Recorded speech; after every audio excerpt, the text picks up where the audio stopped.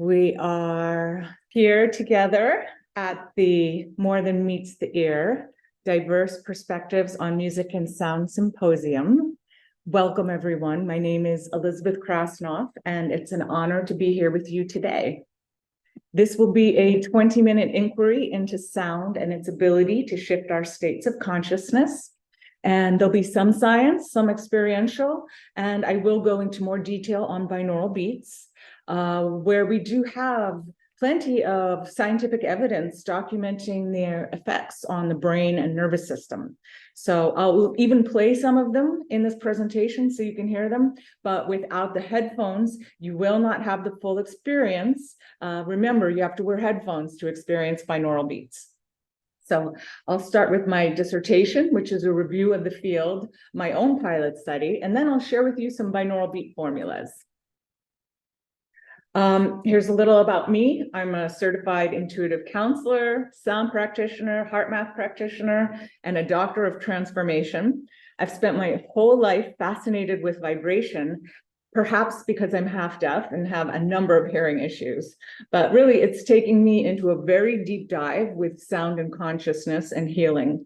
And after 22 years as a singer and songwriter and 16 years of study, I opened my own practice, sound medicine, and started to create my own binaural beats music.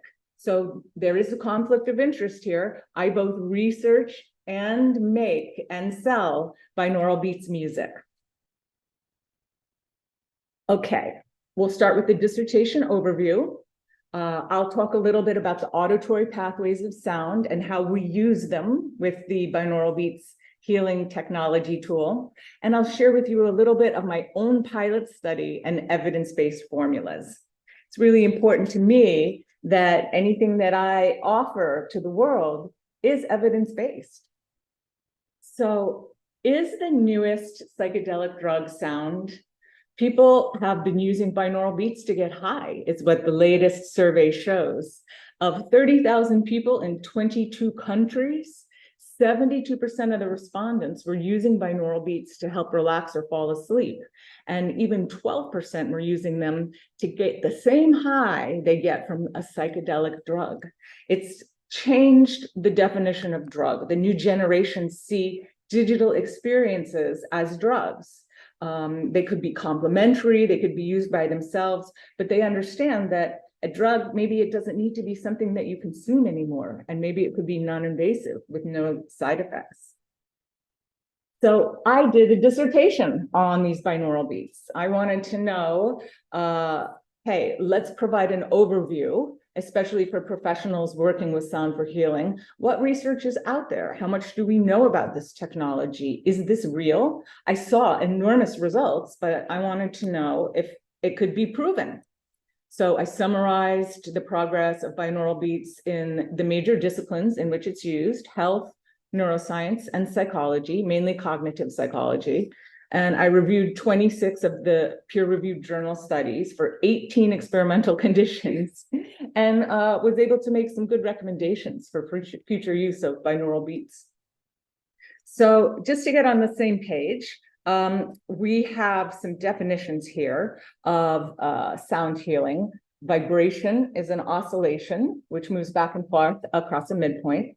Frequency is how fast the vibration moves, and we measure that in hertz. Rhythms are patterns of oscillation in time, and consciousness is awareness, the creation of a relationship. Once I'm aware of you, we become conscious of each other and can make a relationship. So put those definitions together into a definition of sound healing. And that's the definition we're going to use for this presentation. Sound healing is the educated and conscious use of the energy of sound to reach identified goals and promote wellness in the human system, including the expansion of consciousness. So my overall context here is sound healing and consciousness.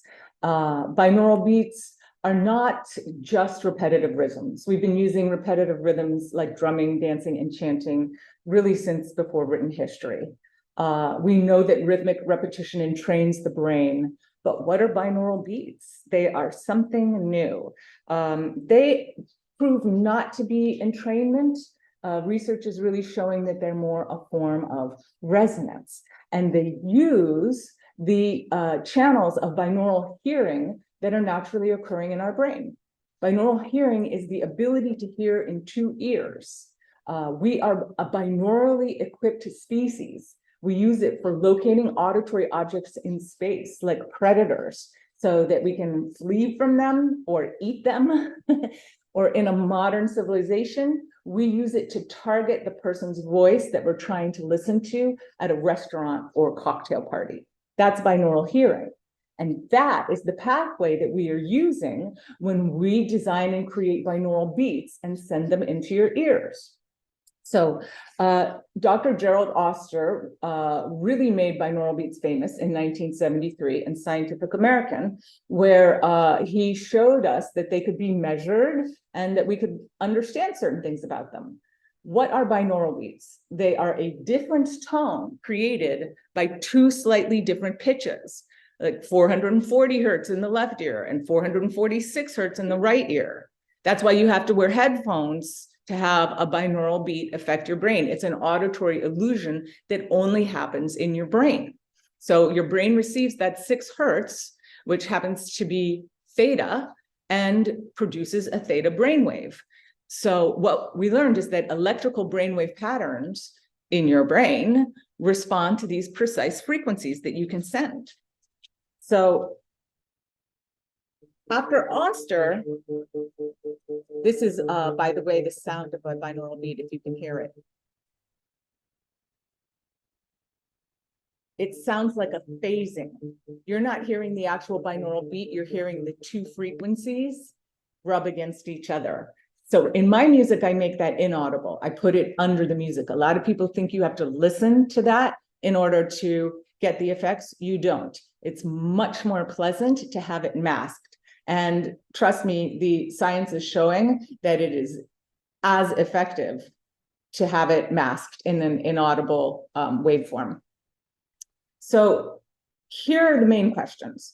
Can binaural beats audio affect our brain states, affect our autonomic nervous system, affect our well-being, and enhance our conscious awareness?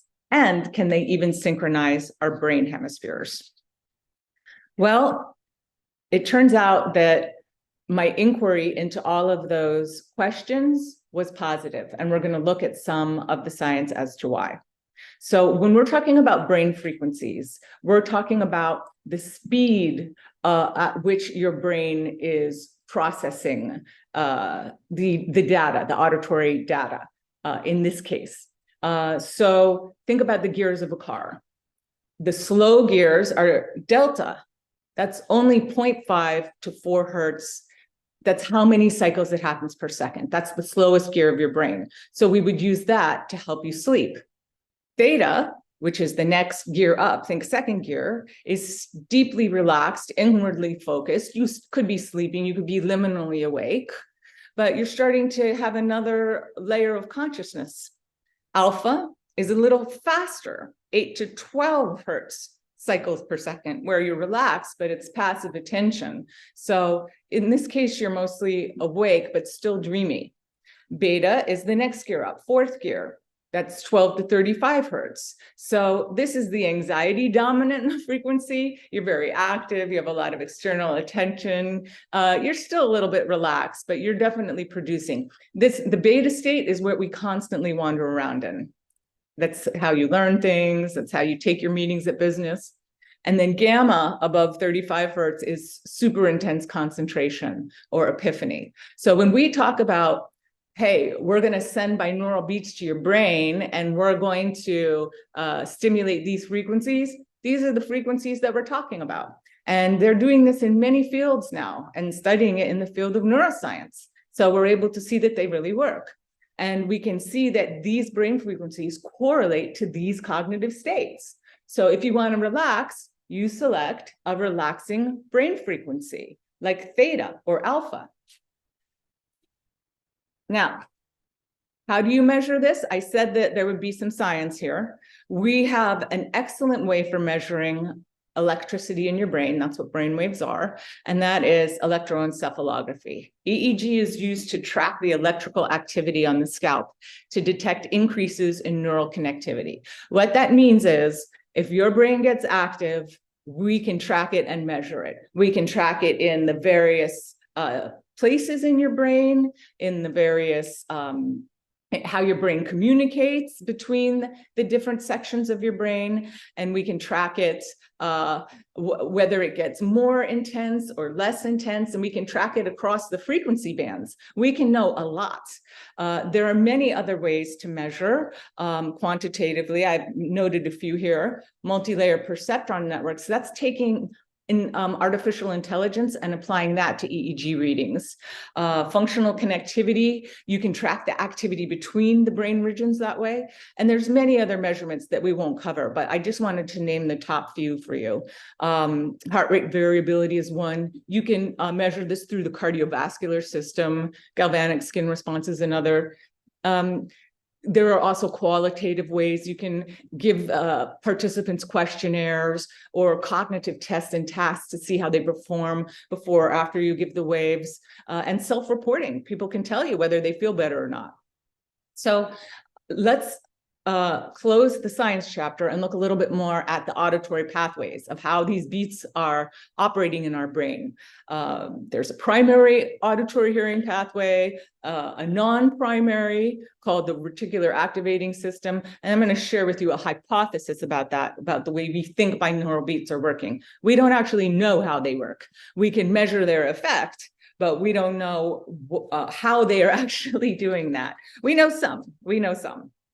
So this is the main auditory pathways, the afferent pathways, the ascending pathways. There's a whole other descending pathway that is more recent, more progressive knowledge, but we're not going to cover that today. So as you can see, those nice blue dots are the first place where the auditory waves reach your brain. Now, this is my favorite part of hearing. Can you imagine that we are surrounded by a sea of vibrations? Some are auditory, some are sound, some are light. There's wave vibrations, there's mechanical vibrations. Your human biosystem is an incredible computer that takes all of this invisible information and codes it in a way that you understand how to respond, how to survive, and how to thrive.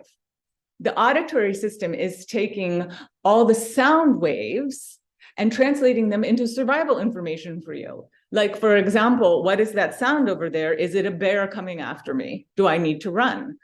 That's the first thing you need to know after you step out of your cave or your house in Beverly Hills, wherever we are these days. So there are 4 energy transductions.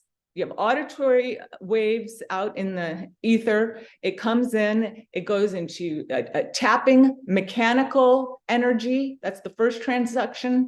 Then it enters your cochlea. It goes into water. Then you have wave energy. And then from the water, it goes out the other side into the base of your brainstem and becomes electrical information. Essentially, sound is delivering electricity to your brain. So I think we're extraordinary. So the first stop on the brain is the blue cochlear nucleus. Then it goes to the green superior olivary nucleus. Then the inferior colliculus. That's the main part where you can measure sound. And then the medial geniculate nucleus, and then the auditory cortex at the end. So that's what's happening when we hear sound waves. Now, with binaural beats, we've only really measured them to the superior olivary nucleus. We have one test that showed, we do this by measuring electrodes in cats, by the way. We've showed them as far as actually the inferior colliculus, and then we've showed them again at the auditory cortex. But we don't really know what all is happening in the middle. Again, I told you I was going to tell you the theory that the sound is going into a second auditory pathway called the reticular activating system. Now, what's interesting here is that this neural network in your midbrain stem is responsible for consciousness. It is the gateway to consciousness as defined as the arousal of awareness of your environment, both internal and external. So you have 3 basic states of consciousness, only 3. You're either asleep, you're in slow wave sleep or resting, you know, kind of in that liminal state, or you're awake. So I have long felt that that really correlates to the pathways that we are watching the binaural beats take. And because, for example, look, that's happening in the hypothalamus, right? So you see her on your screen. Look at all the things that the hypothalamus regulates: endocrine system, pituitary, metabolic, circadian rhythms. And the hypothalamus also governs the autonomic nervous system. Look at that: heart rate, digestion, respiratory rate, pupillary response, sexual arousal, fight or flight. So what's really interesting to me is that those sleep arousal states correspond to the 5 brainwaves that we're studying. And all that information is happening in the place in your brain where all those other states are regulated. So for me, as a researcher, I think this is the primary place of research that needs to happen in this field. So I did a dissertation. I looked at 26 of the top studies in the field to see what conclusions the science was coming to. And I found that binaural beats, out of 26 studies, 20 had positive findings. They do affect our brain states and our autonomic system. That 2 binaural beats do enhance our conscious awareness and meditation. And 3, they do synchronize our brain hemispheres. And 4, they do affect our well-being in the following areas. And note that these all correspond to those systems that I showed you that were affected by the hypothalamus and the reticular activating system. So you can see here that binaural beats have positively affected sleep, anxiety, stress, brain function, attention and cognition, memory, the nervous system, a state of trance meditation, and a feeling of analgesic, pain control. We have medically validated studies where they relieve anxiety, depression, and pain. They're beginning to be used in hospitals. You can even find them on airlines. If you've flown United recently, they have a binaural beats channel to relax in the air. So I did my own study. I studied alpha theta. I went into a lab with 4 conditions. Let's see if you can hear it here. I used this track in a double-blind and controlled experiment. The binaural beats, again, are inaudible to eliminate placebo concerns. And I had very good results. Again, this was a case study of only 4 individuals. They listened to brown noise. They listened to brown noise with binaural beats. They listened to this track. And then they listened to this relaxation track with binaural beats. And what we found was that all 4 of the participants had a positive response to binaural beats. Out of 16 measurements taken with the EEG machine, 14 were positive. I have another track here for you to listen to. This is a track we composed to help with focus. It's called City Day. I just wanted you to hear another example. This one we added beta to. One of my favorites.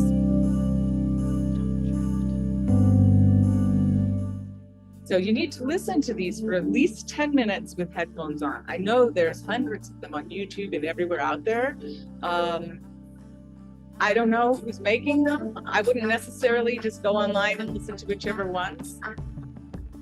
Make sure you have a good research-based company. But like, for example, look in their research section. Did they use EEG mapping to test their product? Do they have assessment scores so that you can see what their product is doing? So as I mentioned, look at that. All of these results were positive except for 1. Again, testing the alpha band width, all positive except for 1. So we know that these really work. Look, session 2 and session 4, when you include binaural beats, that's a scalp topography map to the human brain. Blue equals calm and red equals excited. Look how calm the brain gets. So our conclusion was everyone experienced an improvement in brain function, and all of them showed an increase in bioenergy. So we know we're on to something, but how can you use this technology? I want to leave you with something. If you are looking for help with sleep, look for delta frequencies. If you are looking for help with internal meditative states, either still or moving, or creativity. By the way, creativity is the same wavelengths as relaxation. That's when you're relaxed enough to allow new ideas to drop in. That's alpha theta. And then for focus, concentration, or memory, that's beta or alpha beta. I use combined frequencies because research shows that combined frequencies more accurately mimic what's happening in our brain. But by the way, those 5 brain frequencies that I told you about, we have all of them in our brain all the time. It's just like a glass of wine. Which note is the most prominent? So, and then gamma for epiphany, bursts of clarity, and intense creativity. We're going to end here with I think we're out of time, a review of the 3 key learnings. Binaural beats, the difference in 2 frequencies seems to resonate specific frequencies in the brain. 2, neural consciousness is a rhythmic state, and you can affect that rhythm with a product such as binaural beats. And 3, informed selection and proper application of binaural beats seems to induce cognitive effects and correlative states of consciousness. So if you would like to experience binaural beats, if you want more information, come visit me, sound-medicine.com. You'll get a free binaural beats track if you sign up for my newsletter. There's tons of information on the site. And unfortunately for you, I do not have time to read all these references to you, but I do want to say thank you to the Carleton University Symposium organizers for creating this amazing event for us all to get such great information from each other and share our passions.